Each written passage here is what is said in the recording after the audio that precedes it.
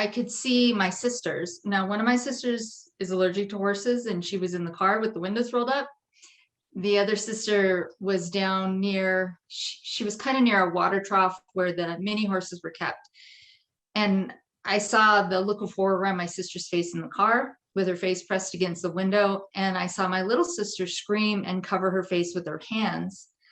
And my only thought, I had one thought, and it was, I wish my sisters didn't have to see me die. That was my only thought. That was all I cared about. Now that was like telescopic vision, I take it. Yes. Yeah. To see that, to see the expressions on their faces that yes. far away. Yeah, it was actually very sad. I was really sad for my sisters. I was heartbroken for my sisters.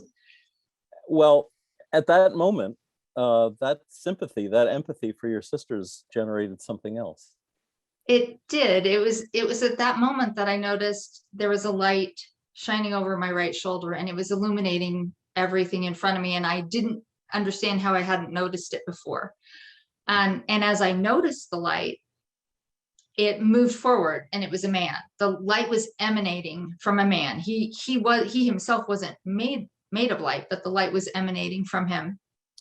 And I turned to look at him. He was moved over next to me, and I recognized him immediately. I knew exactly who he was, which I don't say in the book because at the time my publisher wanted the book to be kind of non-committal about what I saw. Mm-hmm. But I knew immediately that it was Jesus. And I more or less said, "Hi, how are you?" There was no doubt in my mind, no doubt in my heart. I knew who this man was, and he didn't appear. He didn't come to me thumping his chest saying, "I am Jesus, believe in me." He was just there, loving me.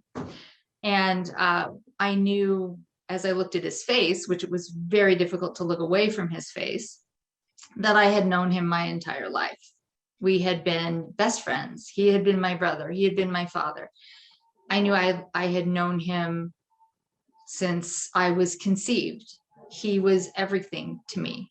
And he really did have the most, I mean, I couldn't look away from his face. He had the most engaging smile, the most infectious grin, his eyes radiated joy and happiness and life and love. And believe me, I did not want to look away from his face.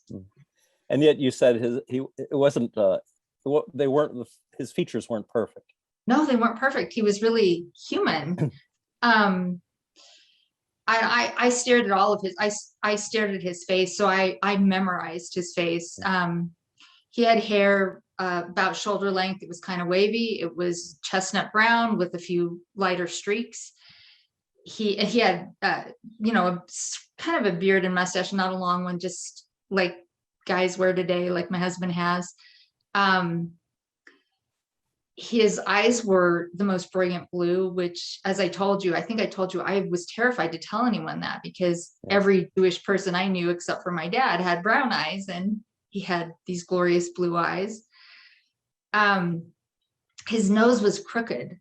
It was a long, thin nose, and it was crooked. And I looked at that and thought, it's so great that his nose is crooked. It was perfect in its crookedness. Gorgeous mouth, beautiful teeth, just so engaging. And his grin was infectious. I know we were both, I don't know what I was wearing because I didn't care.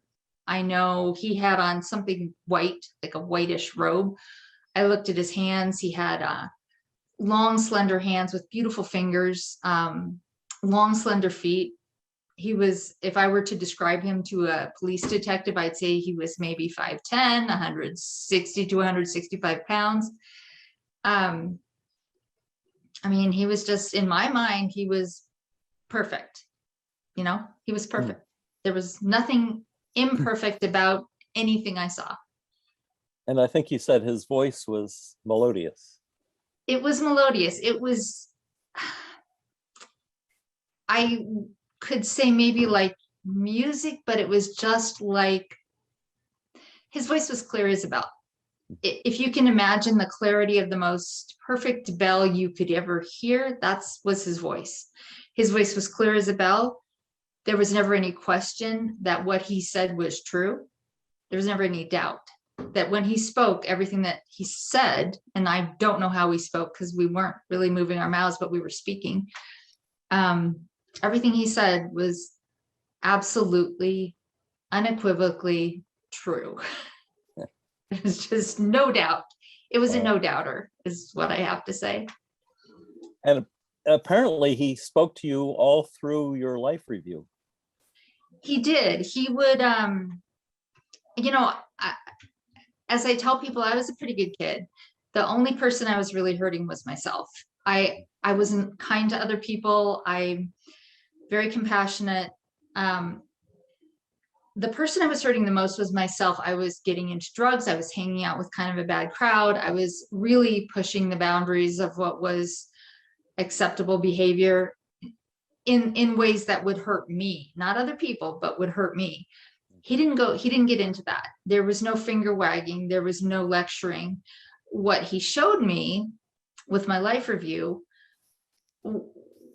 were the few times that I had hurt people, what my words and actions, how my words and actions impacted others. For example, I'll give you an example. And he pointed this out to me. He said, would you like to look at this? And I said, yes. Of course, I'm not going to say no to him, but I could have said no to him. I actually had the choice. He asked me. When I was 10 years old, my father was driving me to Hebrew school, and we picked up a 13-year-old boy. Now, this 13-year-old boy lived in our neighborhood.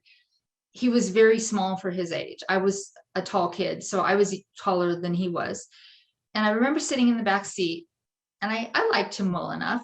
I didn't dislike him, but I just blurted out, "Why are you so shrimpy? Why are you such a shrimp?" And I felt, when I saw myself say that, when I heard myself say that, I felt his heart shrink. I was in his body, and I felt the impact my words had on him, and it broke my heart. And I realized, even though I still sometimes blurt things out, what we say and do here has an effect on everyone we meet, even people we don't meet. So we need to pay attention to what we say and what we do in this life, because our words and actions have tremendous meaning and impact. Wow. So now your life review is, you experienced, like many people have described who've had NDEs, that you were seeing and feeling things from the other person's point of view. From anyone you encountered, where there was a good reaction or a bad reaction, you felt their reaction. What you had said affected you the way it affected them. Yes. Yeah. And what happened after that was over? What did you do? Well, I will say one thing, about the life review. I was judging my actions. I was judging my words. Jesus was there to support me while I was doing that. He wasn't saying, "Wow, you're a rotten kid," or "Look what you did." He was allowing me to experience what I had done and he was there to help me deal with that. Right. And understand that. Well, I should also mention, in my introduction, I said that you and God talked to each other at night, but that was really Jesus. And he already knew you completely, because you had talked about your life. Yeah, he did. He knew me really well. He knew it. He knew me inside out. He knows me inside and out. He knows all the times I mess up, which I do. And God will open a door for me, and I will deliberately run into the wall, because I'm very stubborn and pigheaded. But I knew a couple things right then, before he and I left. I had no more questions. I'd always had questions ever since I was a little kid. What's the meaning of life? Why are we here? Is there a heaven? Is there a God? I'd always had those questions. And every night I would talk to this person who I thought was God, who seemed, at least in my imagination, to be sitting at my bedside. And I would ask those questions. And sometimes I'd get some interesting answers. But as Jesus and I were there, I realized a couple things. A, I had no more questions. All my questions were answered, and I understood. I understood everything, except that when I woke up from all this, I couldn't remember what I understood. I only remembered that I had understood it. Yes. And number two, I understood that there was no time. Either there was no time, or I had all the time in the world, but time was immaterial. Time simply didn't matter when I was dead. It just wasn't a factor.